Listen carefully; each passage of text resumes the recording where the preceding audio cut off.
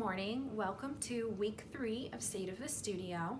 I'm Erica Bonavita, artist in residence for the city of Oklahoma City. So this week I did a little bit more kind of behind the scenes stuff. I varnished probably something like 7 paintings, and I've painted the sides, cleaned them up, and gotten hanging hardware on them and gotten them all ready to go down to City Hall. I will probably be going down to City Hall next week after hours, equipped with face mask and gloves, things like that. So I'll be very, very careful. But part of my duties as the artist in residence are to have artwork hanging throughout City Hall. And the hanging system has allowed me to treat this as a little bit of a rotating personal gallery.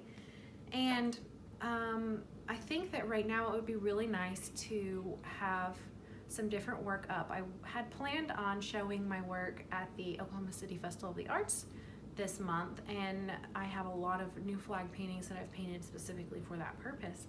And because the festival was canceled, I think that it would be really nice to have these works on display, almost as a symbol of hope right now for the very few people that will actually be in the building.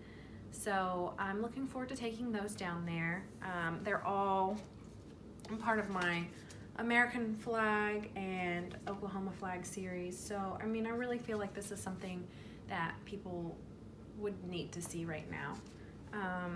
So that's kind of what occupied a lot of my time. I also finished this portrait that I showed you last week. Not a ton more was done on it, just a few more glazes, warmed up the skin some more, and detailed her hair a bit more.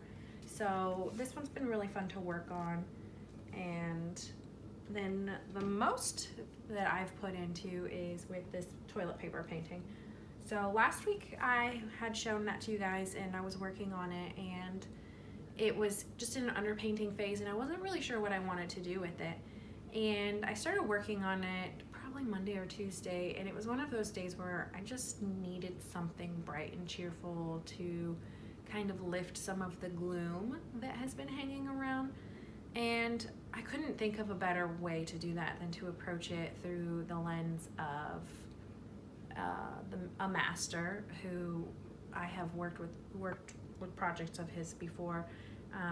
So I did a demo back in, I want to say probably October or November, and it was with students at John Rex Elementary, and I introduced them to the work of Wayne Thiebaud, who's one of my absolute favorite painters from the last 100 years. He's actually still working. He's 99 and still paints every day, which is insane to me. But he painted this series of work back in the 60s that was based on his time working in a diner. So there are these repetitions of desserts, the cakes in the dessert case, and most of them are from his memories, and they have a really strong fondness to them. But what I love most about his work is the way he utilizes color. He still manages a sense of realism while abstracting the shapes and colors. And I find it really, really interesting. He'll use like these bright yellows, and in the outlines of objects, he puts a lot of bright colors. There's oranges and reds happening. There's yellow turning into green, and it gives kind of this glow. And I thought that would really be a good project to work on, that would be an opportunity to kind of recreate his style a little bit, but through my own perspective.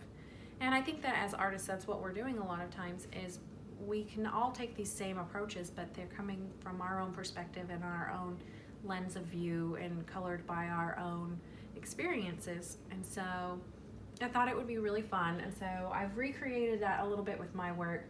And so it's got these crazy rainbow colors, thicker paint than I usually like to use. And it was just a fun break from reality where you're able to paint something and just turn your mind off and just go with it. And I mixed up all these fun bright colors, and it was this really thick application, and you can see still some of the brushwork, and it's not nearly as thick as his. He's probably using palette knife and just really laying it on thick. But it was a nice change from my style as well, because I'm very detail oriented and meticulous, and so sometimes that can become quite painstaking.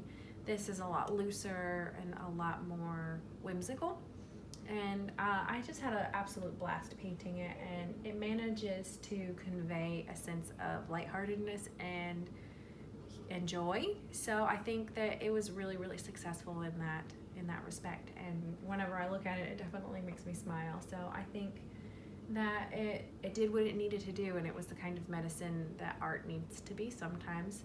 And I hope everybody else enjoys it as much as I enjoyed painting it. So I hope you'll tune in next week and see what else I'm up to. Talk to you then.